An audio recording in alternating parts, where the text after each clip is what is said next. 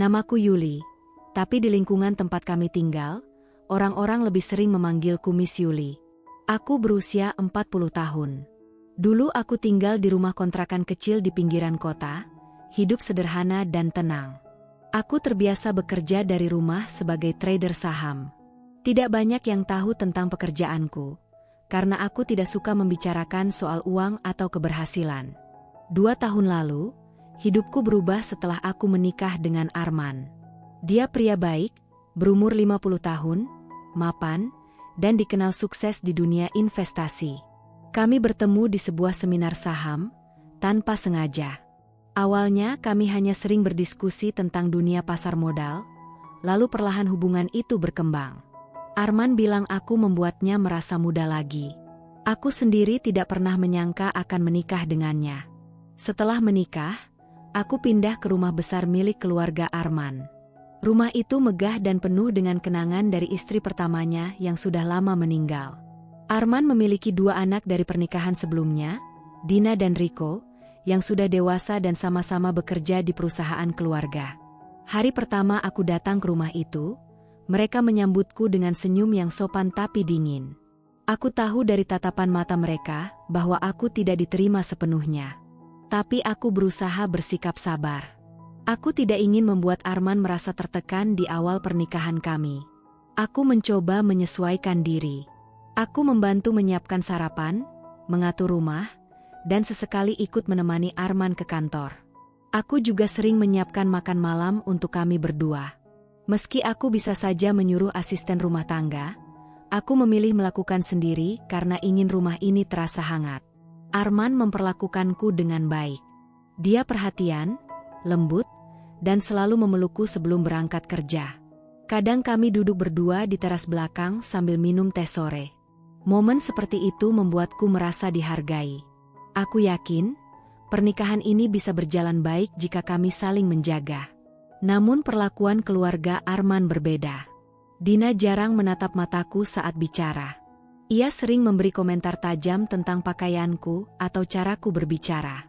Mama nggak perlu repot masak, nanti saja beli di luar, katanya suatu kali, dengan nada yang terdengar seperti sindiran. Aku hanya tersenyum. Aku tahu maksudnya bukan membantu, tapi menyindir latar belakangku yang dianggap sederhana. Rico lebih tenang, tapi sikapnya tetap menjaga jarak. Ia selalu memanggilku dengan sebutan, Bu Yuli, bukan Mama. Mungkin karena ia masih sulit menerima kehadiranku. Aku tidak menyalahkan mereka. Aku paham, mungkin mereka masih belum bisa menerima kenyataan bahwa ayah mereka menikah lagi. Tapi tetap saja, rasa sedih itu muncul setiap kali aku melihat tatapan sinis mereka. Suatu sore, ketika aku sedang menyiram bunga di taman depan, aku mendengar 2 tante dari pihak keluarga Arman sedang berbicara pelan di teras. Kasihan sekali Arman, istrinya sekarang jauh dari kelasnya. Katanya dulu penjual makanan online, ya? Entahlah, mungkin cuma numpang hidup.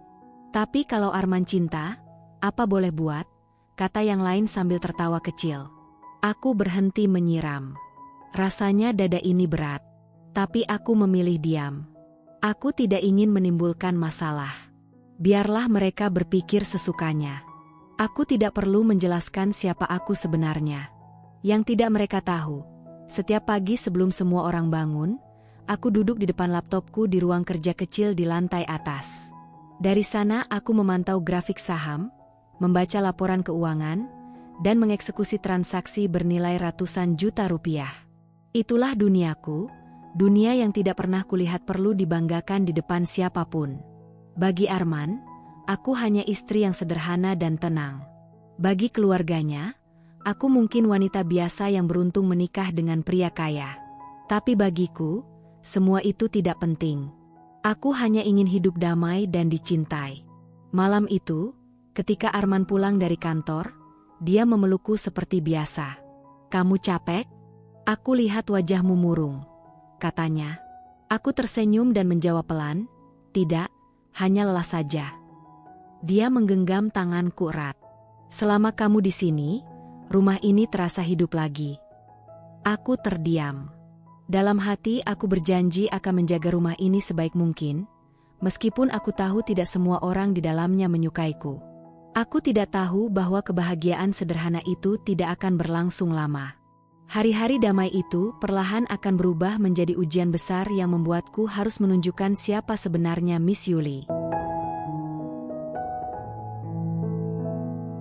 Aku tidak tahu bahwa kebahagiaan sederhana itu tidak akan berlangsung lama. Tapi saat itu, semuanya masih terasa baik-baik saja. Setiap pagi, aku dan Arman punya kebiasaan baru, minum kopi bersama di teras belakang sebelum dia berangkat kerja. Dulu aku tidak pernah punya waktu seperti ini, katanya sambil menatap taman kecil yang mulai rapi. Aku tersenyum. Mungkin karena sekarang ada yang menyiapkan. Dia tertawa kecil dan menggenggam tanganku. Sentuhannya hangat, membuatku merasa tenang. Setelah Arman berangkat, aku biasanya membersihkan rumah bersama asisten. Kadang aku ikut membantu memasak. Bukan karena harus, tapi karena aku ingin rumah ini terasa seperti rumah, bukan hanya tempat tinggal. Aku juga mulai mengenal beberapa tetangga sekitar. Mereka ramah, meski aku tahu sebagian sudah mendengar gosip tentang latar belakangku. Aku tidak peduli. Sore hari biasanya aku duduk di ruang kerja kecil di lantai atas. Di sana, aku membuka laptop, memantau grafik saham, dan membaca berita ekonomi. Aku melakukannya diam-diam. Aku tidak pernah menceritakan hal ini pada siapapun, bahkan pada Arman. Aku ingin dikenal bukan karena uangku, tapi karena caraku mencintai dan menghargai orang lain. Suatu malam, aku sedang memasak makan malam ketika Dina pulang dari kantor. Ia melewati dapur tanpa menyapaku, lalu tiba-tiba berhenti dan menatap piring yang sedang kususun di meja. "Ini kamu yang masak?" tanyanya dengan nada datar. Aku mengangguk. "Iya, untuk kita semua." Dia menatapku sebentar lalu berkata pelan, "Kamu tidak perlu repot. Kami biasa pesan makanan dari luar." Aku hanya tersenyum dan menjawab, "Tidak apa-apa. Aku senang melakukannya." Aku bisa melihat jelas di matanya bahwa ia tidak suka. Tapi aku tetap berusaha ramah. Bagiku, tidak ada gunanya membalas dingin dengan dingin. Aku percaya waktu bisa mengubah sikap orang jika kita tetap sabar. Malam itu, makan malam terasa canggung. Dina lebih banyak diam, Riko sibuk dengan ponselnya, dan hanya Arman yang berusaha membuat suasana hangat. "Yuli, masak ayam kecap ini enak sekali," kata Arman sambil tersenyum padaku. Aku mengucapkan terima kasih pelan. Dina tidak menanggapi, hanya mengaduk nasinya pelan-pelan. Setelah makan malam, aku dan Arman duduk di ruang keluarga. Ia bersandar di sofa sambil menonton berita, sementara aku menyiapkan teh hangat. "Kamu tahu," katanya tiba-tiba, "aku senang kamu tidak menuntut apa-apa dariku. Kamu berbeda dari orang-orang yang pernah ada di sekitarku." Aku menatapnya sebentar dan menjawab, "Aku hanya ingin kita hidup tenang, tanpa beban. Aku tidak butuh banyak hal, men. Aku sudah cukup dengan apa yang ada." Dia menatapku lama lalu memelukku lembut. Aku merasa damai di pelukannya. Beberapa hari berikutnya berjalan normal. Aku mulai terbiasa dengan rutinitas baru. Kadang aku ikut Arman ke kantor, duduk di ruang tamu sambil menunggu rapatnya selesai. Staf di kantornya ramah padaku, tapi aku tahu sebagian juga membicarakan tentangku di belakang. Mereka heran kenapa Arman memilihku. Mungkin karena penampilanku sederhana, atau karena mereka tidak tahu siapa aku sebenarnya. Suatu sore, aku pergi berbelanja kebutuhan rumah di supermarket. Di sana aku bertemu dua teman lama yang dulu sama-sama pernah belajar saham denganku, Lina dan Farida. "Yul, kamu kemana saja? Lama banget gak muncul di grup trader," kata Lina sambil tertawa. Aku tersenyum. "Sekarang sibuk ngurus rumah. Tapi aku masih trading kok, cuma diam-diam." Mereka tertawa lagi, dan kami sempat ngobrol sebentar. Rasanya menyenangkan bisa bicara dengan orang yang mengenal aku sebelum semua ini berubah. Malamnya, aku kembali ke rumah dengan hati tenang. Arman menyambutku di depan pintu, membantu membawa belanjaanku. Kami makan malam berdua karena Dina dan Riko sedang keluar. "Capek?" tanya Arman sambil memijat ringan pundakku. "Tidak, cuma senang. Hari ini aku ketemu teman lama," jawabku. Dia tersenyum dan menatapku lama. Aku tahu dia ingin mencium keningku, tapi aku segera berdiri dan berkata, "Aku buatkan teh dulu, ya." Dia tertawa kecil. Baiklah, Miss Yuli yang sibuk. Malam itu kami tertawa bersama. Aku merasa hidupku akhirnya menemukan ritme baru. Semua berjalan lancar, tenang, dan hangat. Aku benar-benar percaya bahwa keluarga ini perlahan bisa menerima kehadiranku. Tapi di balik ketenangan itu, aku tidak tahu bahwa seseorang di rumah ini mulai menyimpan rasa curiga padaku. Rasa curiga yang nanti akan mengubah segalanya.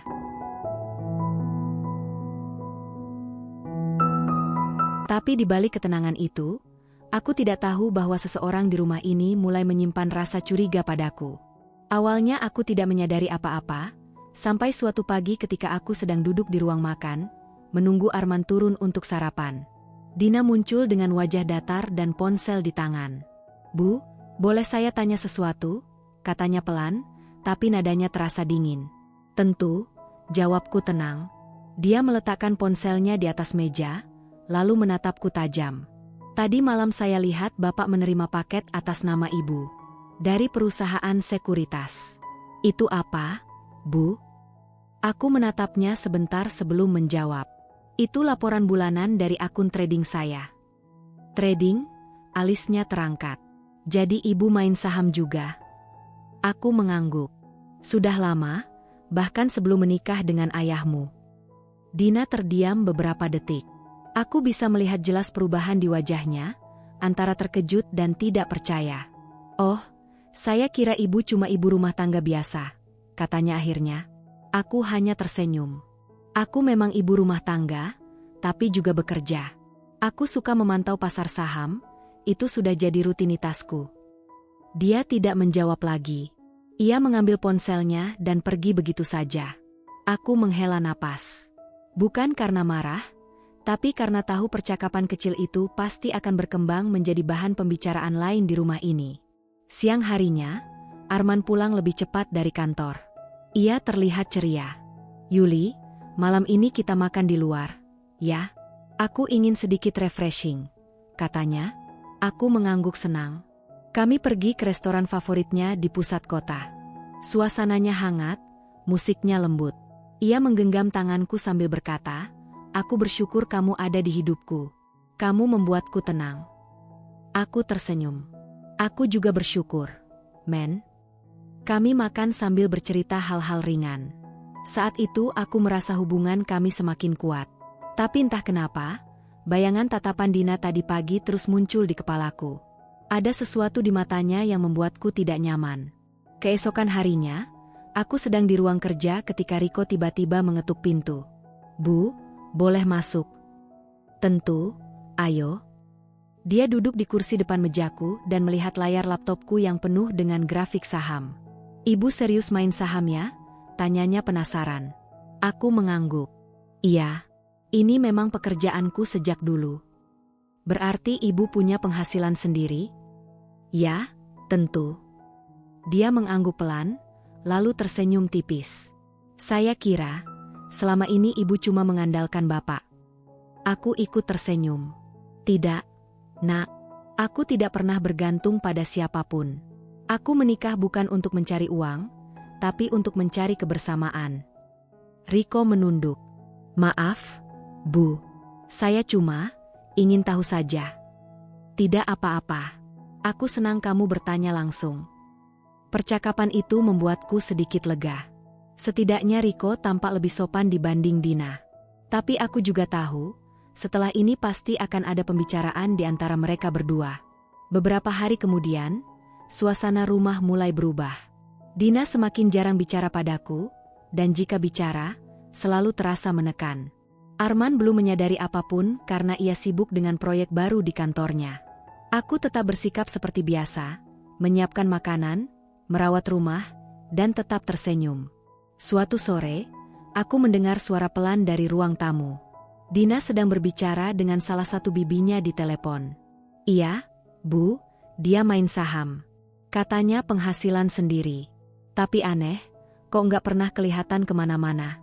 Jangan-jangan cuma alasan saja buat nutupin sesuatu." Aku berdiri diam di balik dinding, mendengarkan tanpa niat menguping, tapi percakapan itu membuat dadaku sesak. Malamnya, Arman pulang dan langsung memelukku. "Kamu kenapa?" Wajahmu kelihatan murung. Aku berusaha tersenyum. Tidak apa-apa, hanya lelah. Dia menatapku lama, lalu menarikku ke dalam pelukannya. Kalau ada yang mengganggumu, bilang padaku, ya. Aku mengangguk pelan, tapi tidak mengatakan apapun. Aku tidak ingin membuatnya cemas. Aku mencoba tidur malam itu, tapi sulit memejamkan mata. Aku mulai merasa ada sesuatu yang akan terjadi. Aku belum tahu bentuknya seperti apa, tapi suasana rumah ini tidak lagi sama. Tatapan, nada bicara, bahkan keheningan di meja makan, semuanya mulai terasa berbeda. Aku masih berusaha tenang, tapi jauh di dalam hati, aku tahu, kedamaianku akan segera diuji. Aku masih berusaha tenang, tapi jauh di dalam hati, aku tahu kedamaianku akan segera diuji. Dan hari itu datang lebih cepat dari yang aku kira. Pagi itu suasana rumah terasa tegang. Biasanya Arman sarapan dengan tenang sambil membaca koran, tapi kali ini wajahnya kaku. Dina duduk di meja makan dengan ekspresi muram, sementara Riko menunduk tanpa bicara. Aku merasa ada sesuatu yang tidak beres. Men, kenapa?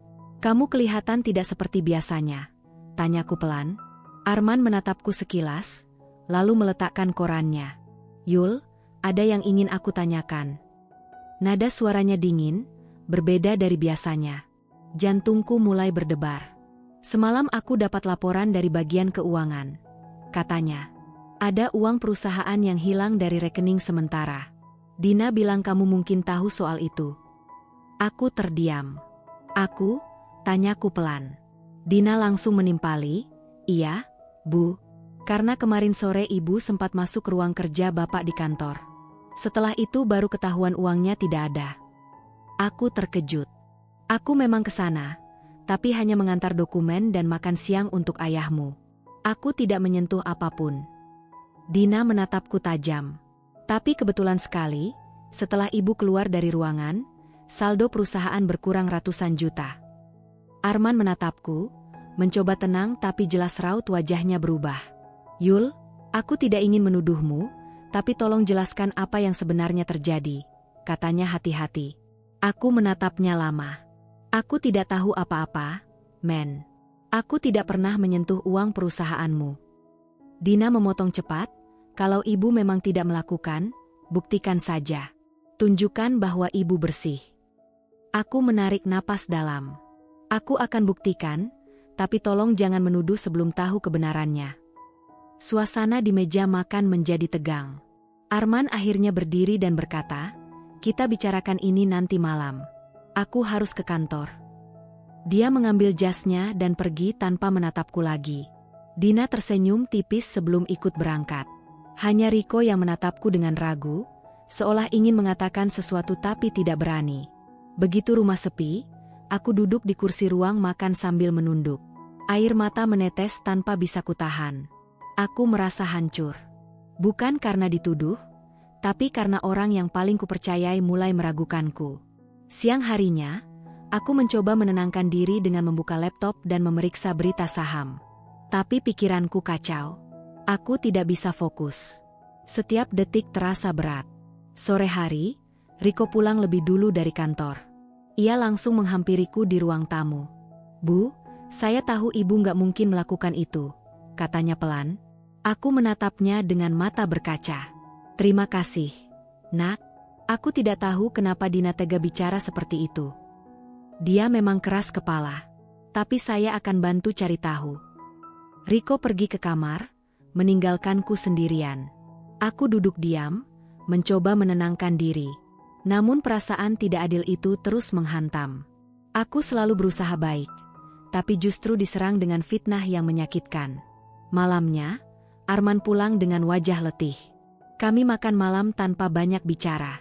Setelah selesai, aku memberanikan diri bicara.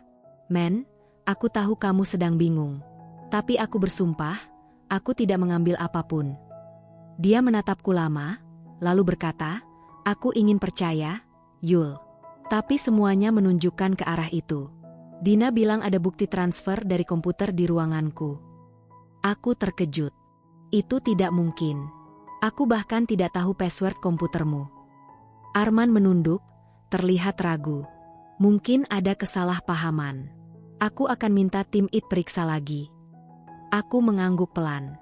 Baik, aku tunggu hasilnya. Dia memegang tanganku sebentar. Aku ingin kamu tenang dulu, jangan stres. Aku tersenyum tipis, tapi di dalam hati aku hancur. Hubungan yang selama ini hangat kini berubah menjadi dingin dan penuh jarak. Beberapa hari berikutnya, berita tentang hilangnya uang itu menyebar cepat di kalangan keluarga besar. Tante-tante Arman mulai membicarakan aku lagi. Sudah kuduga, perempuan itu pasti ada maunya, kata salah satu dari mereka saat aku lewat di ruang tamu. Aku pura-pura tidak mendengar. Dina semakin berani. Ia bersikap seolah aku memang bersalah. Ia mengambil alih pengelolaan rumah, memerintah asisten tanpa bicara padaku. Sampai akhirnya, satu sore Arman memanggilku ke ruang kerjanya. Yul, katanya dengan nada lelah, aku rasa sementara waktu kamu tidak perlu ke kantorku dulu. Banyak yang menilai aneh kalau kamu sering datang. Aku hanya mengangguk. Baik. Dia tidak berani menatapku langsung. Malam itu aku duduk sendirian di balkon kamar. Angin terasa dingin. Aku tahu aku tidak bisa terus diam. Aku harus membersihkan namaku sendiri. Sejak saat itu, aku berjanji pada diriku, aku akan mencari bukti, aku akan buktikan siapa yang sebenarnya bersalah. Dan aku tidak tahu, langkah itu akan membawaku ke perjalanan yang lebih besar dari sekadar membela nama baik. Sejak saat itu, aku berjanji pada diriku, aku akan mencari bukti, aku akan buktikan siapa yang sebenarnya bersalah. Dan keesokan harinya, aku langsung memulai langkah kecil pertamaku. Aku datang ke kantor Arman tanpa memberitahu siapapun. Beberapa pegawai tampak kaget saat melihatku, apalagi setelah gosip tentangku menyebar. Aku tidak peduli. Aku hanya ingin satu hal, kebenaran. Aku langsung menemui kepala bagian IT, seorang pria muda bernama Rino. Mas Rino, saya mau lihat log komputer Pak Arman, yang katanya digunakan untuk transfer dana itu, kataku tegas. Dia terlihat ragu. Tapi, Bu, ini agak sensitif. Saya harus izin dulu ke Pak Arman. Aku menatapnya lurus. Kamu tidak akan kena masalah. Aku hanya ingin tahu siapa yang mengaksesnya. Aku istri sah beliau, dan aku berhak tahu kalau nama keluargaku diseret. Setelah beberapa saat, Rino akhirnya mengalah. Ia membuka data log di laptopnya. Aku memperhatikan layar dengan cermat. Di situ tertulis waktu dan alamat IP saat transaksi terjadi. Namun ada yang aneh. Transaksi dilakukan pukul 19.42 malam, padahal aku sudah di rumah jam 6 sore dan sedang makan malam bersama Arman. Aku langsung berkata, kamu bisa cek siapa yang login saat itu. Rino mengangguk dan membuka data berikutnya. Tak lama, matanya membesar. Bu, akun yang digunakan itu bukan akun ibu, tapi akun dengan nama Din 4ADM. Aku menatap layar itu lama, tidak percaya. Dina, tanyaku pelan. Rino menelan ludah. Saya nggak mau menuduh, Bu, tapi akun itu memang milik Bu Dina. Biasanya dia pakai buat akses data HR. Tanganku bergetar, tapi aku tahan amarahku. Tolong simpan data ini, jangan dihapus apapun. Aku akan ambil salinannya nanti. Rino mengangguk cepat. Baik, Bu. Saya simpan di drive terpisah. Aku keluar dari ruang IT dengan napas berat. Di satu sisi aku lega, tapi di sisi lain aku sadar. Jika benar Dina yang melakukannya, berarti aku akan menghadapi perang besar di dalam keluarga. Sore itu aku pulang ke rumah lebih dulu. Saat Arman tiba, aku sudah menunggunya di ruang kerja. Men, kataku tenang, aku tahu siapa yang melakukan transfer itu. Dia menatapku kaget. Apa maksudmu? Aku menyerahkan flash disk berisi data dari Rino. Coba lihat sendiri. Semua bukti ada di situ. Transaksi itu dilakukan dari akun milik Dina. Arman menatap layar laptopnya dengan wajah serius. Selama beberapa menit tidak ada suara. Lalu ia menatapku lekat. Yul, ini benar? Aku mengangguk. Aku tidak akan berani bicara kalau tidak yakin. Dia menunduk lama, lalu menghela napas berat. Aku tidak menyangka. Tapi aku harus pastikan dulu sebelum mengambil langkah. Aku bisa memahami sikapnya. Dina adalah darah dagingnya, sementara aku hanya istri baru. Tapi kali ini, aku tidak akan diam. Silakan periksa, men. Aku cuma ingin namaku dibersihkan. Dia mengangguk pelan. Baik. Aku janji akan cari tahu kebenarannya. Keesokan harinya, Arman memanggil Dina ke kantornya. Aku tidak ikut, tapi aku tahu percakapan itu tidak berjalan baik. Dari suara tinggi Dina yang terdengar sampai keluar ruang kerja, aku tahu ia sedang marah besar. Setelah beberapa menit, Arman keluar dengan wajah tegang. Ia hanya berkata singkat, "Yul, nanti malam kita bicara di rumah." Malamnya, suasana makan malam sunyi. Dina menunduk tanpa bicara. Riko sesekali melirikku, seolah ingin tahu apa yang terjadi.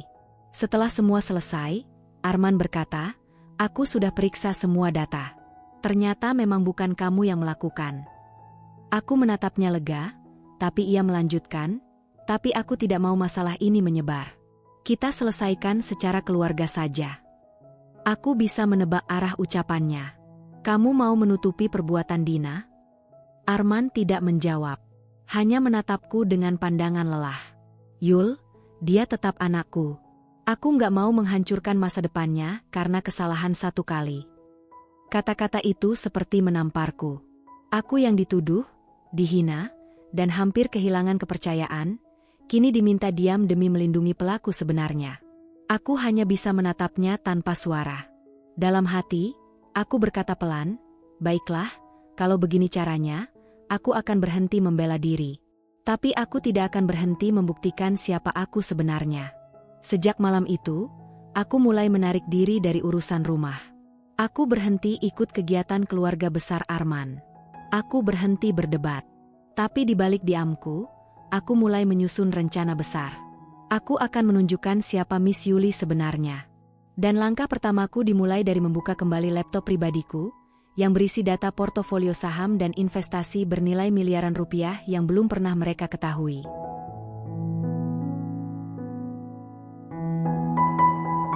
Laptop pribadiku menjadi teman paling setia sejak malam itu. Di layar itu, aku melihat kembali angka-angka yang selama ini kusembunyikan. Semua hasil kerja keras bertahun-tahun, semua strategi yang kubangun diam-diam, kini menjadi kekuatan baruku. Selama ini mereka pikir aku cuma ibu rumah tangga yang numpang hidup. Mereka tidak tahu kalau di balik rutinitas memasak dan menyapu, aku adalah seorang trader aktif yang sudah memiliki portofolio saham di banyak perusahaan besar. Nilainya sudah lebih dari yang Arman miliki. Tapi aku tidak pernah sombong. Karena dulu aku hanya ingin diterima sebagai bagian dari keluarga. Sekarang, setelah semua penghinaan itu, aku memutuskan satu hal, aku tidak akan menunggu keadilan dari mereka. Aku akan menegakkannya sendiri. Pagi itu, aku menelpon asistanku yang sudah lama kutugaskan mengurus perusahaan investasiku, Y Capital. "Rani, tolong kirimkan semua laporan investasi terbaru. Dan mulai minggu depan, kita siapkan dana tambahan untuk masuk ke satu perusahaan baru," kataku. Rani terdengar antusias. "Baik, Bu. Tapi perusahaan apa yang ingin Ibu masukin kali ini?" Aku tersenyum kecil. "Perusahaan keluarga Arman." Rani sempat terdiam. "Ibu yakin?" "Aku yakin," jawabku tegas.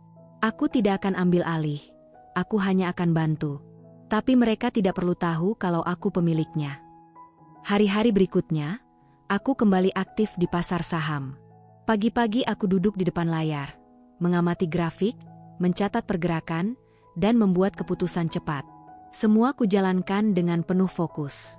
Setiap kali aku melihat angka hijau naik di portofolioku, ada sedikit rasa lega di dada. Bukan karena uang, tapi karena aku mulai merasa berdaya lagi. Namun, di sisi lain, keadaan keluarga Arman makin goyah. Bisnisnya mulai lesu. Salah satu proyek besar mereka gagal karena kesalahan manajemen. Aku mendengar dari Riko, anak Arman yang lebih muda, bahwa banyak investor mulai menarik diri. "Papa lagi pusing, Bu. Katanya ada dana yang gak cair," ucap Riko suatu malam saat makan. Aku hanya mengangguk pelan. Semoga semuanya bisa selesai. Malamnya, Arman duduk di ruang kerja dengan wajah muram. Aku datang membawa teh. Capek? Tanyaku pelan. Lumayan, jawabnya lemah. Bisnis lagi sulit. Beberapa investor mundur, dan aku nggak tahu harus mulai dari mana lagi. Aku ingin berkata bahwa salah satu investor yang masih bertahan adalah aku sendiri, tapi aku memilih diam. Kalau kamu butuh bantuan, bilang saja, men, ujarku lembut. Dia menatapku sebentar lalu tersenyum tipis. Terima kasih, Yul. Tapi aku nggak mau kamu ikut terbebani. Aku hanya menjawab dengan senyum. Dalam hati aku berkata, bebanmu sudah aku pikul dari jauh-jauh hari tanpa kamu sadari. Beberapa minggu kemudian, perusahaan keluarga Arman benar-benar diambang krisis. Beberapa aset dijual, sebagian pegawai dirumahkan. Situasi itu membuat semua anggota keluarga panik. Dina dan tantenya mulai menyalahkan satu sama lain. Aku hanya mengamati dari jauh. Hingga suatu malam, Arman memanggil rapat keluarga besar di rumah. Semua hadir. Suasananya tegang. Arman berdiri dan berkata, kita kehilangan 2 investor besar. Kalau dalam 2 minggu tidak ada tambahan dana, kita bisa tutup cabang utama. Tantenya langsung bersuara, kalau saja kamu tidak menikah lagi, mungkin bisnis ini nggak kena sial. Dina menimpali dengan nada ketus, iya, semua mulai jatuh setelah dia datang. Aku hanya duduk diam. Tidak menunduk, tapi juga tidak membalas. Aku sudah terlalu sering mendengar kata-kata seperti itu. Tapi saat itulah, aku menerima pesan dari Rani di ponselku. Bu, dana investasi dari Capital sudah resmi masuk rekening perusahaan mereka. Sekarang ibu menjadi pemegang saham terbesar ketiga. Aku menatap layar itu tanpa reaksi. Lalu, perlahan aku bangkit. Kalau kalian tidak keberatan, kataku pelan, aku ingin bicara. Semua menatapku dengan wajah sinis. Aku tidak gentar. Aku tahu kalian tidak suka aku di sini. Tapi mau tidak mau, aku juga bagian dari keluarga ini. Dan kalau kalian berpikir aku membawa sial, mungkin kalian harus tahu sesuatu. Aku mengeluarkan satu berkas dari tas kecilku dan menyerahkannya ke Arman. Itu data terbaru kepemilikan saham perusahaan. Coba lihat siapa pemegang saham baru yang masuk minggu ini. Arman menatap lembaran itu lama. Matanya membesar. Ye Capital, ini, kamu? Aku mengangguk. Ya, aku pemiliknya. Ruangan hening. Semua terdiam. Dina tampak pucat, dan tantenya tak bisa bicara. Aku melanjutkan, aku tidak ingin merebut apapun. Aku hanya ingin membantu menyelamatkan perusahaan keluarga ini. Tapi tolong, mulai hari ini berhenti meremehkan orang hanya karena kalian tidak tahu siapa dia sebenarnya. Aku menatap satu persatu wajah mereka, lalu melangkah keluar ruangan tanpa menoleh lagi. Malam itu, untuk pertama kalinya, aku tidak menangis. Karena aku tahu, sejak hari itu, mereka tidak akan pernah lagi melihat Miss Yuli sebagai ibu tiri murahan. Sejak malam itu, mereka tidak lagi melihat Miss Yuli sebagai ibu tiri murahan. Namun meski dia mereka berubah menjadi hormat, suasana rumah tetap tegang. Pagi berikutnya, Dina duduk di meja makan dengan wajah menunduk. Ia tidak banyak bicara. Arman membaca koran tanpa suara. Riko mencoba mencairkan suasana, tapi percakapan tidak pernah benar-benar berjalan. Aku hanya fokus menyeduh teh. Silakan sarapan, kataku pelan. Tidak ada yang membalas. Setelah beberapa menit, Arman akhirnya bersuara. Yul, aku sudah bicara dengan pengurus perusahaan. Semua orang kaget setelah tahu kalau kamu pemegang saham baru. Aku menatapnya sebentar. Aku tidak bermaksud membuatmu kaget, men. Aku hanya ingin membantu. Dia menghela napas panjang. Aku tahu. Dan aku berterima kasih. Tapi kamu harus tahu juga, langkah ini akan menimbulkan reaksi besar. Keluarga besar pasti mulai mempertanyakan semua. Aku mengangguk. Biarkan mereka. Aku siap menghadapi semuanya. Beberapa hari kemudian, kabar tentang kepemilikanku di perusahaan menyebar cepat. Telepon rumah tak berhenti berdering. Beberapa kerabat Arman mulai datang, bukan untuk memarahi, tapi ingin tahu lebih banyak. Jadi benar, Miss Yuli itu investor yang kemarin masuk lewat Y Capital? Tanya salah satu paman Arman. Arman menjawab singkat, iya, benar. Paman itu hanya bisa tersenyum kaku. Wah, luar biasa ya.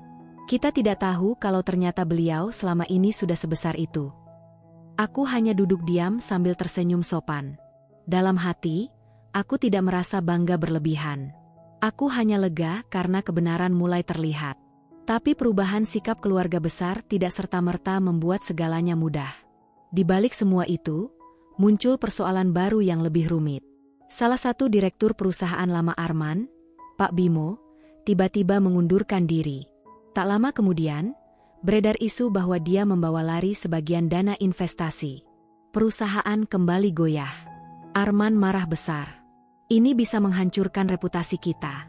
Yul, investor lain bisa mundur lagi. Aku mencoba menenangkan. Tenang dulu, men. Aku punya cara untuk menanganinya. Dia menatapku heran. Kamu punya cara? Aku mengangguk. Ya, aku akan turun langsung ke manajemen. Sekarang waktunya aku ikut terlibat penuh. Beberapa hari kemudian, aku datang ke kantor pusat perusahaan. Banyak karyawan yang menatapku dengan kagum sekaligus segan. Sebelumnya mereka menganggapku sekadar istri bos. Tapi sekarang mereka tahu bahwa aku adalah salah satu penyelamat perusahaan. Aku memimpin rapat dengan kepala divisi dan memeriksa semua laporan keuangan. Di sana aku menemukan beberapa kejanggalan. Dana proyek besar ternyata mengalir ke rekening pribadi Pak Bimo beberapa bulan sebelum ia mundur. Ini bukan hanya kelalaian, kataku tegas dalam rapat. Ini penggelapan.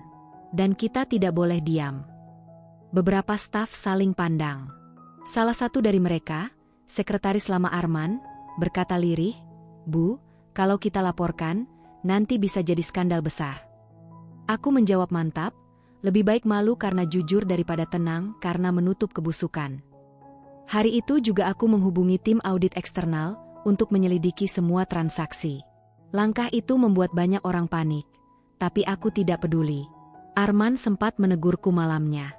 Kamu yakin tidak terlalu jauh? Yul, ini bisa jadi masalah panjang. Aku menatapnya dalam. Kalau kita terus tutup mata, perusahaan ini akan hancur. Aku tidak mau menyelamatkan sesuatu yang busuk di dalamnya. Kata-kataku membuatnya terdiam lama. Akhirnya ia berkata pelan, baiklah, aku percayakan padamu. Sejak hari itu, aku bekerja keras setiap hari. Aku turun langsung ke tim keuangan, bertemu investor, dan memastikan semua sistem berjalan bersih. Riko yang masih muda sering datang ke ruanganku. Mama, hebat banget. Dulu aku kira Mama cuma suka di rumah. Ternyata Mama ngerti semua ini. Aku tersenyum kecil. Mama dulu belajar semua ini dari nol, Nak. Tidak ada yang instan. Riko menatapku kagum. Untuk pertama kalinya, ia memanggilku Mama tanpa canggung. Itu membuat hatiku hangat. Namun, di balik semua perbaikan itu, masalah baru mulai muncul. Audit menunjukkan bahwa bukan hanya Pak Bimo yang terlibat. Ada nama lain di daftar penerima dana. Nama itu membuat dadaku sesak. Dina. Aku menatap layar hasil audit itu lama. Rani, asistanku, berkata pelan, Bu, ini data valid. Kami periksa 2 kali. Ada transfer ke rekening atas nama Dina Arman, dari dana proyek yang sama. Aku menghela napas panjang. Jadi selama ini, dia masih terlibat. Malam itu, aku duduk di ruang tamu dalam diam. Arman datang menghampiri. Yul, kenapa? Wajahmu tegang. Aku menyerahkan berkas audit kepadanya tanpa bicara. Ia membaca perlahan, lalu menatapku dengan mata lelah. Ini, Dina lagi? Tanyanya pelan. Aku mengangguk. Aku tidak mau mempermalukannya. Tapi kamu harus tahu kebenarannya. Arman menunduk lama. Aku tidak tahu harus bilang apa. Aku hanya berkata tenang, aku tahu kamu mencintai anakmu. Tapi kali ini, kalau kamu tetap diam, semua kerja keras kita akan sia-sia. Ia tidak menjawab, hanya menggenggam tanganku erat. Malam itu kami duduk lama tanpa bicara. Aku tahu, mulai besok, semuanya akan berubah lagi.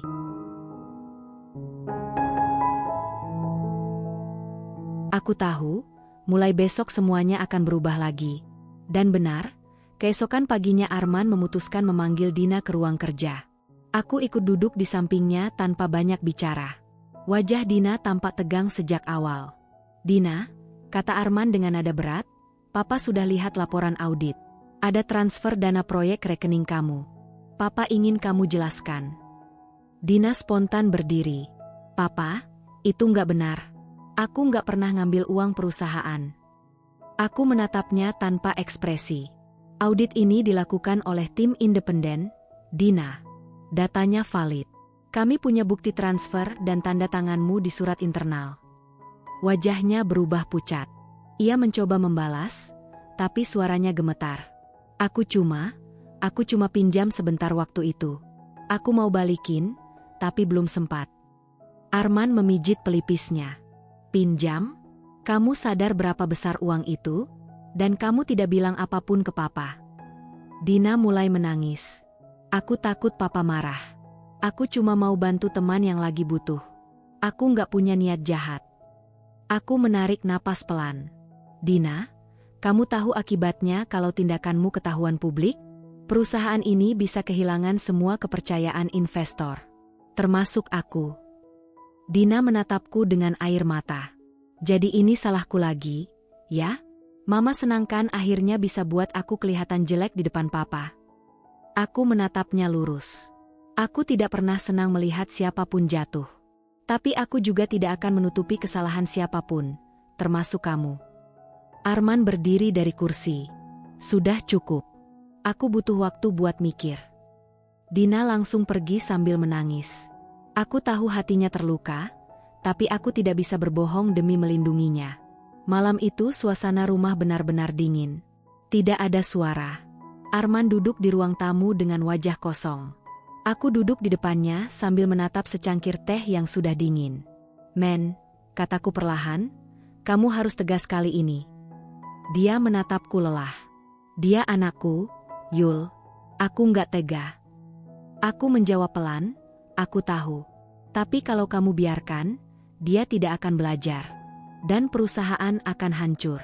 Aku sudah kerja keras menyelamatkan semuanya. Jangan biarkan sia-sia." Arman tidak langsung menjawab. Ia hanya menunduk lama, lalu akhirnya berkata, "Besok aku akan panggil rapat direksi. Aku akan minta Dina mundur dari jabatannya." Aku mengangguk. Aku tahu itu keputusan paling berat bagi seorang ayah. Keesokan harinya, rapat digelar. Semua direktur hadir, termasuk aku sebagai salah satu pemegang saham besar. Dina datang dengan wajah muram. Arman membuka rapat dengan suara pelan namun tegas. "Hari ini aku ingin umumkan bahwa mulai minggu depan, posisi manajer HR akan digantikan oleh orang lain. Dina akan mundur untuk sementara waktu." Ruangan sunyi. Beberapa orang kaget, tapi tak ada yang berani bicara. Dina menatap ayahnya dengan mata berkaca-kaca. "Papa tega banget," katanya dengan suara serak. Arman menjawab lirih, "Papa tidak tega, tapi ini yang harus dilakukan." Dina berdiri dan meninggalkan ruangan tanpa menoleh. Setelah rapat selesai, semua orang perlahan keluar. Aku mendekati Arman dan berkata pelan, "Kamu sudah melakukan hal yang benar." Dia mengangguk pelan. "Tapi hatiku hancur, Yul." Aku menyentuh tangannya lembut. "Aku tahu. Tapi kadang, keputusan yang benar memang menyakitkan." Beberapa hari kemudian, situasi di perusahaan mulai stabil. Kepercayaan investor mulai kembali. Namun di rumah, suasana tetap dingin. Dina hampir tidak pernah berbicara denganku. Riko beberapa kali mencoba mencairkan suasana, tapi aku tahu dia juga merasa tertekan. Suatu malam, aku melihat Dina duduk di teras belakang sendirian. Aku menghampirinya dengan perlahan. "Boleh aku duduk di sini?" tanyaku pelan. Dia tidak menjawab, tapi tidak juga menolak. Aku duduk di sampingnya. "Aku tahu kamu marah padaku," kataku. Dia menatap ke depan. "Aku nggak marah. Aku cuma kecewa. Aku kira kamu bakal belain aku." Aku menatapnya tenang. "Kalau aku belain kamu dalam hal yang salah, aku justru menjatuhkanmu. Aku tidak mau kamu tumbuh jadi orang yang bersembunyi di balik nama keluarga." Dia menunduk lama. Aku nggak tahu harus ngomong apa. Aku tersenyum kecil. Kamu nggak perlu ngomong apa-apa sekarang. Suatu hari kamu akan ngerti kenapa aku lakukan semua ini. Dina tidak menjawab, tapi kali ini ia tidak menjauh. Kami duduk lama tanpa bicara, hanya mendengar suara malam. Untuk pertama kalinya sejak lama, aku merasa ada sedikit celah terbuka di antara kami. Kecil, tapi cukup untuk mulai membangun kembali hubungan yang hancur. Namun, tepat saat aku mulai merasa tenang, teleponku berdering. Rani di seberang sana berbicara cepat dengan nada panik. Bu, maaf ganggu malam-malam. Ada masalah besar. Ada seseorang yang membeli saham perusahaan dalam jumlah besar, tapi bukan investor lama kita. Aku berdiri kaget. Siapa? Rani menjawab lirih, namanya Bimo. Orang yang dulu ibu laporkan. Aku terdiam. Dunia seolah berhenti sesaat. Rani melanjutkan, sepertinya dia kembali dengan dukungan dari luar negeri. Dan kalau benar dia berhasil, dia bisa mengambil alih seluruh kendali perusahaan. Aku menggenggam ponsel erat. Dalam hatiku aku tahu, ini akan jadi pertarungan yang lebih besar dari sebelumnya.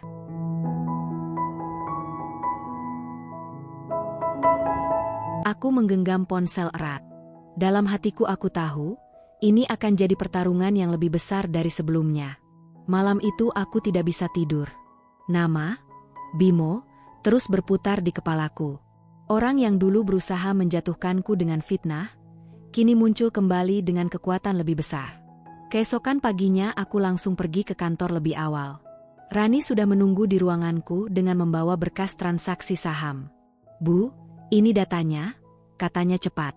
Pembelian saham dilakukan lewat beberapa rekening berbeda, tapi sumber akhirnya sama, PT Gravasindo Capital. Pemilik utamanya adalah Bimo Hartanto. Aku menatap lembar laporan itu dalam diam. Berapa banyak saham yang sudah dia ambil? Sekitar 17%, Bu. Dan sepertinya dia belum berhenti. Aku menarik napas panjang. Kalau dia terus beli di pasar terbuka, dalam 2 minggu dia bisa punya cukup saham untuk ikut campur dalam kebijakan direksi. Rani menunduk. Saya takut ini semacam rencana balas dendam, Bu. Aku menatapnya tajam. Aku juga pikir begitu. Pagi itu aku menghubungi Arman. Suaranya terdengar lelah. Yul, aku sudah dengar kabar soal Bimo, katanya. Aku nggak habis pikir kenapa dia kembali. Dia bukan cuma kembali, men. Dia datang untuk ambil alih semua yang kita bangun. Arman diam sejenak. Kamu mau kita lawan? Tentu. Tapi kita harus hati-hati. Kita nggak bisa melawan dengan emosi. Kita pakai strategi. Hari-hari berikutnya berjalan cepat. Aku memantau pergerakan saham lewat layar monitor setiap pagi. Angkanya terus berubah, dan grafiknya naik tajam. Setiap kali muncul pembelian besar, aku tahu itu pasti Bimo. Aku tidak ingin panik. Aku sudah terlalu lama belajar bagaimana menghadapi tekanan. Sore itu aku bertemu dengan Riko di kafe dekat kantor. Dia baru pulang dari luar kota untuk urusan proyek. Ma, aku dengar kabar soal saham. Itu beneran Bimo yang beli? Aku mengangguk. Iya, dan dia bukan orang yang datang tanpa rencana. Riko menatapku serius. Kamu yakin bisa lawan dia? Orang itu licik. Aku tersenyum kecil. Justru karena dia licik, aku harus lebih cerdas. Beberapa hari kemudian, Rani kembali datang ke ruanganku dengan wajah tegang. Bu, saya baru dapat info dari dalam bursa. Ada kabar Bimo akan ajukan proposal untuk masuk ke jajaran direksi. Aku berdiri spontan. Dia mau masuk ke dalam? Iya, Bu. Kalau pemegang saham lain setuju, dia bisa dapat kursi. Aku menatap layar komputerku lama. Aku tahu langkah berikutnya akan menentukan segalanya. Malam itu aku dan Arman kembali duduk berdiskusi di ruang kerja rumah. Kalau dia berhasil masuk direksi, dia bisa kendalikan arus kebijakan perusahaan, kataku. Arman menatapku dalam. Kita masih bisa blokir lewat voting, tapi kita butuh suara mayoritas. Aku berpikir cepat. Aku punya kenalan beberapa investor lama. Aku akan temui mereka satu persatu.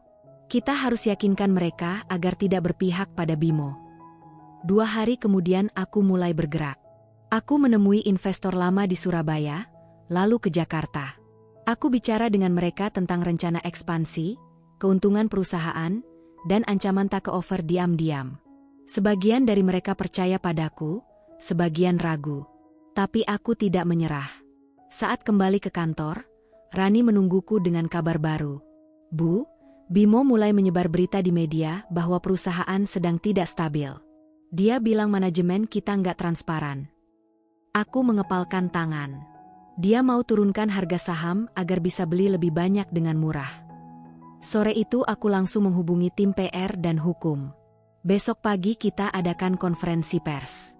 Aku sendiri yang akan bicara di depan media. Kita buka laporan keuangan, tunjukkan semuanya bersih. Jangan beri dia ruang untuk mainkan opini. Rani mengangguk. Siap, Bu. Keesokan paginya, ruang konferensi penuh dengan wartawan. Aku berdiri di depan podium dengan wajah tenang. Perusahaan kami sehat dan transparan. Kami menghargai setiap investor yang beritikat baik. Tapi kami juga tidak akan mentolerir siapapun yang mencoba mengambil keuntungan lewat fitnah. Aku tahu kamera merekam setiap kata yang keluar dari mulutku. Aku sengaja menatap lurus ke lensa. Aku ingin Bimo tahu, aku tidak takut. Beberapa jam setelah konferensi itu, saham perusahaan berhenti turun dan perlahan naik lagi. Investor mulai percaya kembali. Tapi malam harinya, aku menerima pesan singkat dari nomor tak dikenal. Isi pesannya hanya satu kalimat. Kau pikir bisa menang lagi, Yuli? Kali ini aku tidak datang sendirian. Aku menatap layar ponsel dengan napas berat. Aku tahu Bimo tidak akan berhenti di sini. Dan jika benar dia tidak datang sendirian, berarti ancaman ini jauh lebih berbahaya daripada yang aku kira.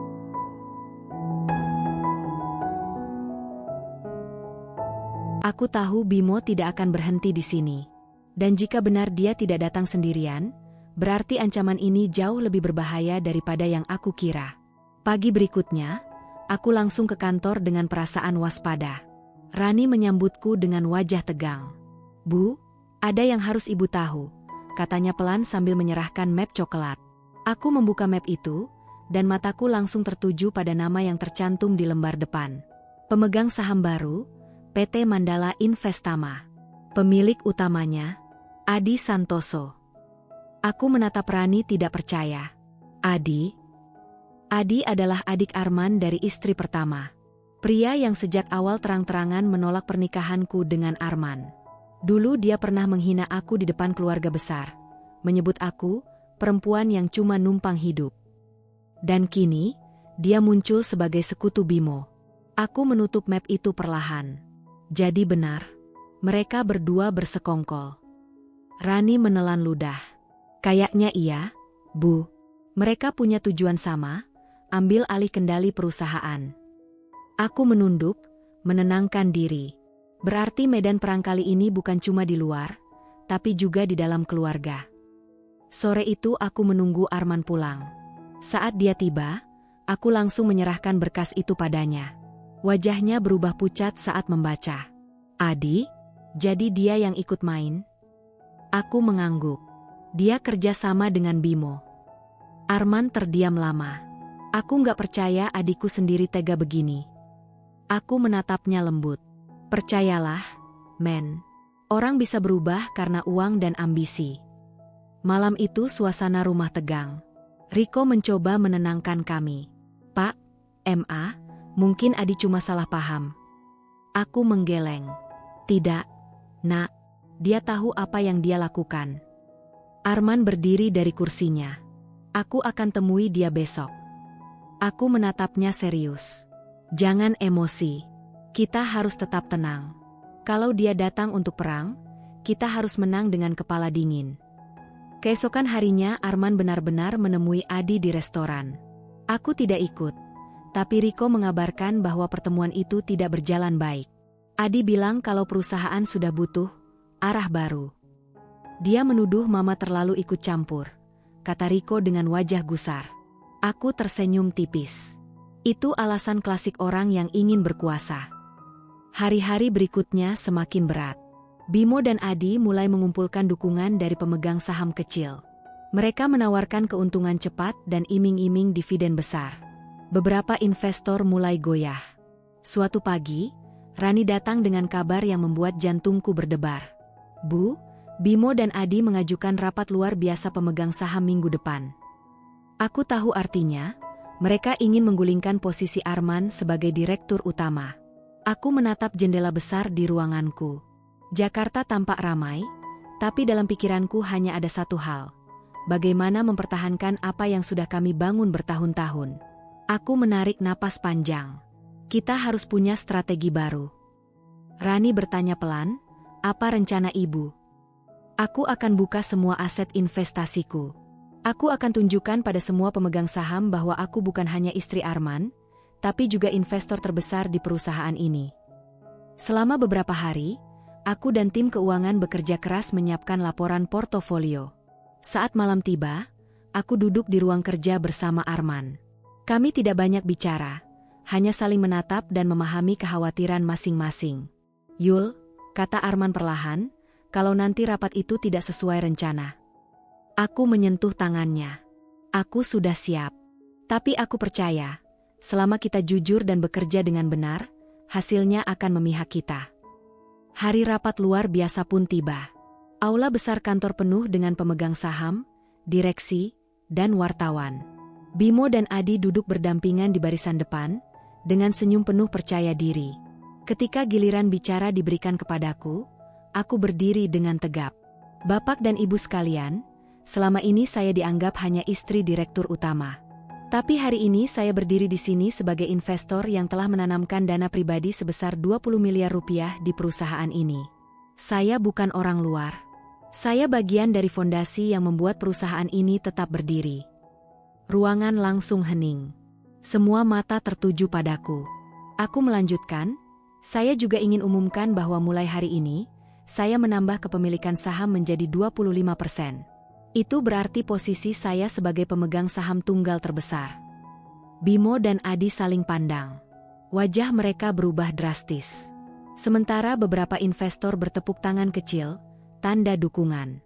Rapat berlanjut panas, tapi suasana mulai berbalik. Banyak yang kembali memihak kami. Saat rapat usai, Bimo mendekat dengan wajah menahan emosi. Kau pikir ini sudah berakhir, Yuli? Katanya pelan. Aku menatapnya tanpa gentar. Kau yang datang ke wilayahku, Bimo. Jangan kaget kalau aku tahu cara bertahan. Dia pergi tanpa berkata lagi. Tapi di matanya ada tatapan yang menandakan satu hal, dia belum menyerah. Malamnya, aku kembali duduk di ruang kerja. Rani menelepon dengan suara panik. Bu, kami baru dapat laporan. Ada transaksi besar keluar dari rekening perusahaan tanpa persetujuan direksi. Aku terkejut. Apa? Siapa yang lakukan? Rani menjawab cepat, kami belum tahu, tapi sistem menunjukkan aksesnya dari akun milik Adi Santoso. Aku mematung. Jadi, setelah gagal lewat rapat, mereka mulai bermain kotor.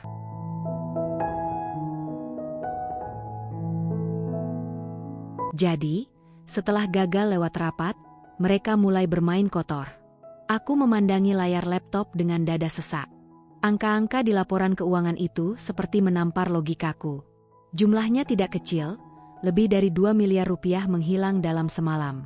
Rani, pastikan sistem audit internal segera dikunci. Tidak ada satupun transaksi keluar tanpa izin saya, kataku tegas melalui telepon. Baik, Bu, kami langsung tindak. Setelah menutup panggilan, aku berjalan ke ruang kerja Arman.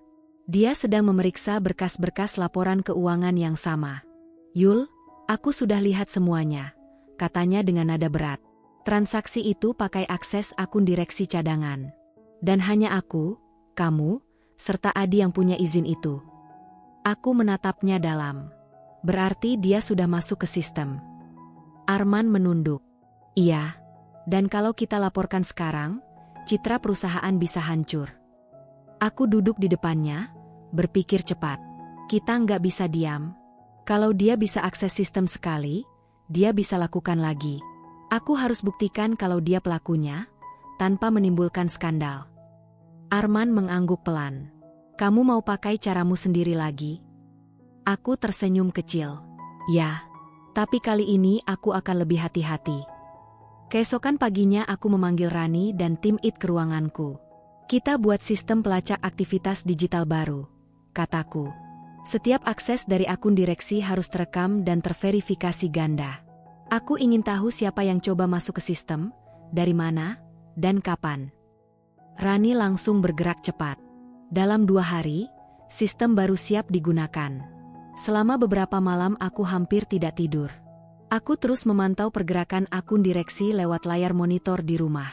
Arman sering datang membawakan teh hangat. "Tidurlah, Yul," katanya lembut. "Kamu sudah berhari-hari begadang." Aku hanya tersenyum. "Belum, men. Aku harus pastikan semuanya aman." Kami saling berpegangan tangan sejenak.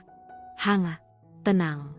Meskipun di luar sana badai sedang menunggu, momen itu membuatku merasa kuat kembali.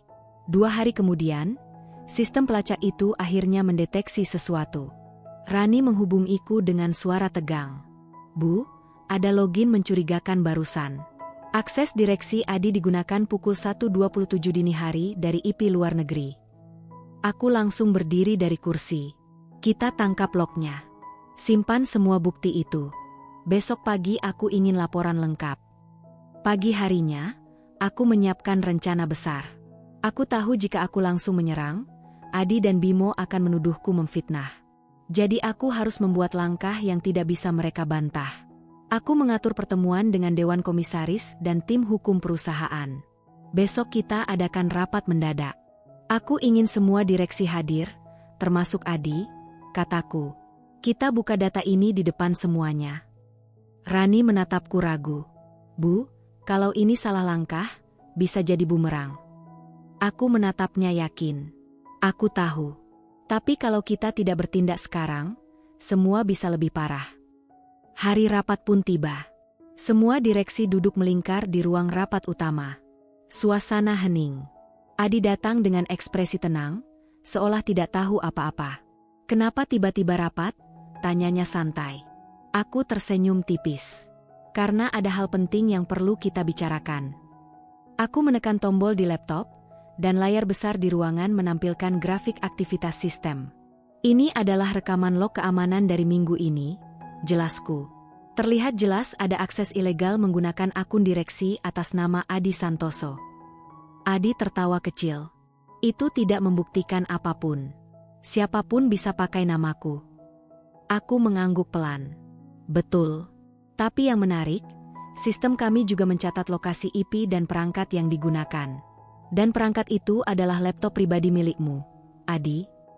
Ruangan langsung hening. Semua mata menatap ke arahnya. Wajah Adi berubah tegang. "Itu pasti kesalahan sistem," katanya dengan nada tinggi. Aku berdiri dan menatapnya tajam. "Kesalahan tidak mungkin terjadi 2 kali, Adi. Kami punya rekaman video dari kantor malam itu. Kamu datang sendiri dan mengakses ruang server." Bimo yang duduk di ujung ruangan tampak gelisah. Salah satu komisaris berdiri dan berkata, "Kalau ini benar, maka tindakan ini termasuk sabotase. Kami harus laporkan ke pihak berwenang." Adi mencoba membantah, tapi bukti-bukti terlalu kuat. Aku menatapnya tanpa amarah, hanya kecewa. "Aku tidak ingin menjatuhkanmu, Adi, tapi kamu sendiri yang memilih jalan ini." Setelah rapat berakhir, Adi dan Bimo keluar dengan wajah gelap. Beberapa anggota dewan datang menepuk bahuku. Langkah ibu cepat dan tepat. Perusahaan aman. Aku hanya tersenyum lemah. Dalam hati, aku tahu ini belum benar-benar berakhir. Malamnya, aku duduk di teras rumah sambil menatap langit. Arman datang membawa 2 cangkir kopi. "Kita berhasil lagi, Yul," katanya pelan. Aku mengangguk. "Iya, tapi entah kenapa, aku masih merasa mereka belum menyerah." Arman menggenggam tanganku erat. "Apapun yang terjadi nanti, kita hadapi bersama." Aku menatapnya, lalu tersenyum. "Selama kamu di sisiku, aku nggak takut." Namun beberapa jam kemudian, Rani menelepon dengan suara panik. "Bu, berita baru muncul di media besar. Ada yang membocorkan data keuangan perusahaan ke publik. Semua orang sekarang menuduh kita menutup-nutupi kerugian besar." Aku terpaku. Semua kerja keras kami seakan runtuh dalam sekejap. Aku terpaku. Semua kerja keras kami seakan runtuh dalam sekejap. Rani masih di telepon, suaranya gemetar. Berita itu menyebar cepat, Bu. Media menulis kalau perusahaan kita menyembunyikan kerugian besar selama 2 tahun terakhir. Nama Ibu dan Pak Arman disebut di dalamnya. Aku terdiam beberapa detik. Siapa sumber bocorannya? Kami belum tahu pasti, Bu. Tapi isi berkas itu sangat spesifik. Sepertinya diambil langsung dari data internal. Aku menutup mata sejenak. Berarti Bimo masih punya orang dalam. Pagi itu kantor gempar. Wartawan sudah berbaris di depan gedung, menunggu pernyataan resmi. Arman terlihat tegang, tapi aku menepuk bahunya pelan. Tenang, men. Jangan bereaksi dulu. Kita kumpulkan bukti. Dia mengangguk tanpa bicara. Aku masuk ruanganku dan langsung memanggil Rani. Kita bentuk tim kecil. Kita lacak siapa yang terakhir akses file keuangan yang bocor. Baik, Bu. Saya mulai sekarang. Sementara Rani bekerja, aku menyiapkan pernyataan resmi untuk media. Aku tahu kalau aku diam, orang akan percaya berita itu. Tapi kalau aku bicara tanpa bukti, malah bisa jadi bumerang. Siang harinya aku berdiri di depan wartawan, dengan Arman di sampingku. Saya dan suami tidak pernah menutupi kerugian apapun, kataku tegas. Semua laporan keuangan perusahaan terbuka dan diaudit oleh lembaga independen. Kami akan buktikan bahwa tuduhan itu tidak benar. Pertanyaan dari wartawan datang bertubi-tubi, tapi aku tetap tenang. Setiap kata harus tepat. Setelah konferensi selesai, aku kembali ke ruanganku dan memejamkan mata. Aku lelah, tapi aku tidak boleh berhenti sekarang. Beberapa jam kemudian, Rani datang membawa data hasil pelacakan. Bu, kami menemukan sesuatu. File keuangan yang bocor diambil dari komputer bagian administrasi yang sudah lama tidak aktif. Komputer itu diakses minggu lalu oleh seseorang yang menggunakan kartu identitas tamu atas nama Farah Hartanto. Aku langsung tertegun. Farah, adiknya Bimo? Iya, Bu. Kami punya rekaman CCTV-nya. Aku berdiri cepat. Kalau begitu, ini cukup untuk melapor. Rani mengangguk. Tapi saya sarankan kita lapor langsung ke otoritas pasar modal, bukan ke polisi dulu. Mereka bisa bantu memulihkan reputasi perusahaan. Setuju, jawabku mantap. Keesokan paginya, aku dan Arman menemui pejabat otoritas bursa. Kami menyerahkan bukti lengkap, log komputer, CCTV, dan dokumen akses.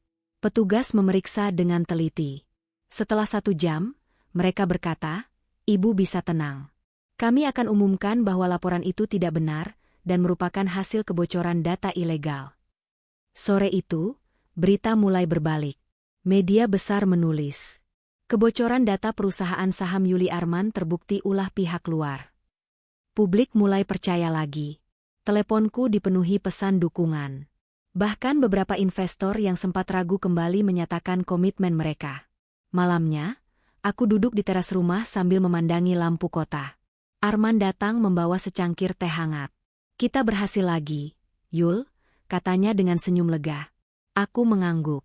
Kali ini bukan cuma soal bisnis, men. Ini soal harga diri. Kami duduk berdampingan cukup lama. Tak banyak kata, hanya keheningan yang nyaman. Lalu Arman berkata pelan, kamu tahu, dulu aku sempat takut menikah denganmu. Takut keluargaku nggak terima, takut mereka menyakitimu. Tapi hari ini aku sadar, kamu jauh lebih kuat dari yang pernah aku bayangkan. Aku tersenyum kecil. Kamu nggak salah waktu pilih aku, men. Kami saling berpegangan tangan, hangat dan tenang. Lalu aku menatap langit dan berkata, aku cuma ingin satu hal sekarang. Semua orang tahu siapa aku sebenarnya. Bukan ibu tiri murahan seperti yang mereka pikir, tapi perempuan yang berdiri karena kerja keras sendiri. Keesokan harinya, aku menerima panggilan dari salah satu stasiun televisi besar. Ibu Yuli, kami ingin mengundang Anda sebagai narasumber dalam acara Perempuan dan Investasi. Kami rasa kisah hidup Ibu bisa jadi inspirasi bagi banyak orang. Aku menatap layar ponsel, tersenyum. Dengan senang hati. Beberapa hari kemudian aku tampil di acara itu. Aku bercerita tentang perjalanan hidupku, bagaimana dulu diremehkan, diejek, dianggap tidak pantas, lalu bangkit dan membuktikan bahwa perempuan bisa sukses tanpa mengandalkan siapapun. Saat acara selesai, banyak pesan masuk di akun media sosialku. Salah satunya dari seseorang yang tak kuduga, Riko, anak tiriku. "Ma, aku nonton acaranya. Aku bangga banget sama mama. Maaf kalau dulu aku sempat salah paham." Aku tersenyum. Air mataku menetes pelan. Itu bukan air mata sedih, tapi lega. Mungkin untuk pertama kalinya, aku benar-benar diterima sebagai bagian dari keluarga ini. Malam itu aku duduk di ruang keluarga bersama Arman. Kami saling berpandangan dan tersenyum. "Aku rasa semua sudah selesai," katanya lembut. Aku mengangguk.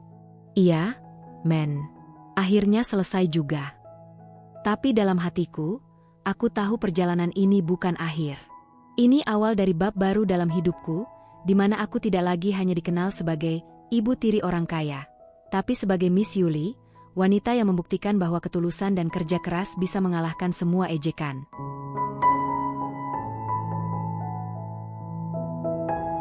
Di mana aku tidak lagi hanya dikenal sebagai ibu tiri orang kaya, tapi sebagai Miss Yuli, wanita yang membuktikan bahwa ketulusan dan kerja keras bisa mengalahkan semua ejekan.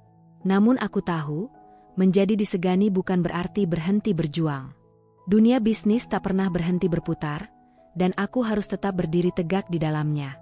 Beberapa minggu setelah penampilanku di televisi, perusahaan kami mulai kebanjiran tawaran kerjasama. Investor asing dari Singapura bahkan menghubungi langsung, menawarkan proyek ekspansi regional. Rani yang kini sudah naik jabatan sebagai direktur operasional menatapku dengan semangat. "Bu, ini kesempatan besar. Kalau kita berhasil, nama perusahaan bisa meluas sampai Asia Tenggara." Aku tersenyum. "Kita ambil, tapi dengan hati-hati. Aku tak mau lagi kehilangan kendali hanya karena ambisi." Arman ikut mendukung. Ia sudah tak setegang dulu. Kini kami bekerja lebih sebagai mitra sejajar, aku di strategi, dia di keuangan. Rumah tangga dan bisnis kami berjalan seimbang, sesuatu yang dulu kupikir mustahil. Sementara itu, hubungan dengan anak-anak Arman juga mulai membaik. Riko sering mampir ke rumah, bahkan beberapa kali membantu Arman di kantor. Sedangkan Dita, yang dulu paling keras menolak keberadaanku, kini sering menanyakan pendapatku tentang rencana kuliahnya di luar negeri. Suatu sore, saat kami makan bersama, Dita tiba-tiba berkata pelan, "Ma, dulu aku benci banget sama mama. Aku pikir mama cuma mau uang papa. Tapi ternyata aku salah." Aku menatapnya lembut. "Kamu nggak salah, Dit. Kamu cuma belum tahu siapa aku sebenarnya." Dia menunduk sebentar lalu tersenyum malu. "Aku tahu sekarang." Percakapan itu singkat, tapi maknanya dalam. Di situ aku sadar, semua luka masa lalu akhirnya perlahan sembuh. Namun hidup tidak selalu datar. Setelah reputasi kami pulih, muncul kabar bahwa Bimo dan Farah ditangkap karena keterlibatan dalam kasus manipulasi data perusahaan. Aku mendengar berita itu dari Rani. "Bu, mereka tertangkap di Surabaya. Polisi sudah umumkan di media." Aku terdiam sejenak. Kasihan juga, ya, tapi mereka menuai apa yang mereka tanam. Aku tak merasa dendam. Justru ada rasa lega yang aneh. Karena akhirnya semua selesai tanpa harus aku kotor tangan. Malamnya, aku duduk di ruang kerja dan menatap papan besar berisi rencana ekspansi. Aku menulis satu kalimat di sudutnya. Kesuksesan terbesar bukan saat kita menang, tapi saat kita tak lagi butuh balas dendam. Hari-hari berikutnya terasa berbeda. Orang-orang yang dulu menertawakan, kini datang untuk belajar dariku. Beberapa istri pengusaha yang dulu sinis, bahkan mengundangku sebagai pembicara dalam acara komunitas mereka. "Bu Yuli, tolong ceritakan bagaimana ibu bisa bangkit setelah semua cemoohan itu," kata salah satu dari mereka. Aku hanya tersenyum. Tidak ada rahasia besar. Aku cuma terus berjalan meski orang lain ingin aku berhenti. Setiap kali berdiri di panggung dan menceritakan kisahku, aku melihat banyak mata wanita lain yang mulai percaya bahwa mereka pun bisa kuat. Itu membuatku bahagia lebih dari apapun. Suatu malam, Arman menatapku dengan pandangan yang tak bisa kujelaskan. Kamu sadar nggak, Yul? Dulu kamu cuma datang ke rumah ini dengan satu koper kecil dan keberanian besar. Sekarang, namamu dikenal di mana-mana. Aku tertawa kecil. Iya, tapi koperku masih sama. Cuma isinya yang beda, pengalaman, bukan baju. Arman ikut tertawa, lalu menarik tanganku. Kamu tahu? Kamu bukan cuma mengubah hidupku. Kamu juga mengubah cara aku melihat dunia. Aku menatapnya hangat. Dan kamu membuatku percaya kalau cinta nggak harus sempurna, asal saling percaya. Malam itu, kami duduk berdua di balkon, menatap langit Jakarta yang dipenuhi lampu. Untuk pertama kalinya, aku merasa damai sepenuhnya. Tak ada lagi bayangan masa lalu, tak ada lagi ejekan, tak ada lagi keraguan. Yang tersisa hanyalah keyakinan bahwa aku sudah menjalani hidup dengan caraku sendiri. Di layar ponselku, notifikasi baru masuk. Miss Yuli, Anda terpilih sebagai salah satu dari 10 perempuan paling berpengaruh di dunia bisnis Indonesia 2025. Aku tersenyum lebar, menatap Arman. Men, sepertinya hidup baru kita benar-benar dimulai. Dia menggenggam tanganku erat. Dan aku siap menjalaninya bersamamu. Aku menatap ke depan. Kini aku bukan lagi bayangan dari masa lalu yang kelam, melainkan cahaya bagi banyak perempuan yang pernah diremehkan. Dan untuk pertama kalinya dalam hidup, aku bisa berkata dengan yakin, aku bangga menjadi diriku sendiri. Aku bangga menjadi diriku sendiri. Kalimat itu terus terngiang di kepalaku saat aku duduk di ruang kerja, memandangi foto-foto perjalanan hidupku yang terpajang di dinding. Di sana ada foto kecilku bersama Arman di awal pernikahan kami, ada juga foto keluarga besar kami yang kini tersenyum tanpa pura-pura. Semuanya menjadi bukti bahwa hidup selalu bisa berubah, asal kita tidak menyerah. Sudah 3 tahun berlalu sejak namaku pertama kali disebut di majalah bisnis nasional. Kini, aku tak lagi mengejar uang atau pujian. Aku lebih fokus pada hal yang dulu tak pernah kupikirkan, mewariskan sesuatu yang berarti. Aku mendirikan sebuah yayasan bernama Langkah Yuli Foundation, lembaga yang membantu para perempuan yang ingin belajar berdagang, berinvestasi, dan membangun kepercayaan diri. Setiap minggu aku datang ke sana, mengajar langsung para ibu rumah tangga dan remaja perempuan yang ingin mandiri.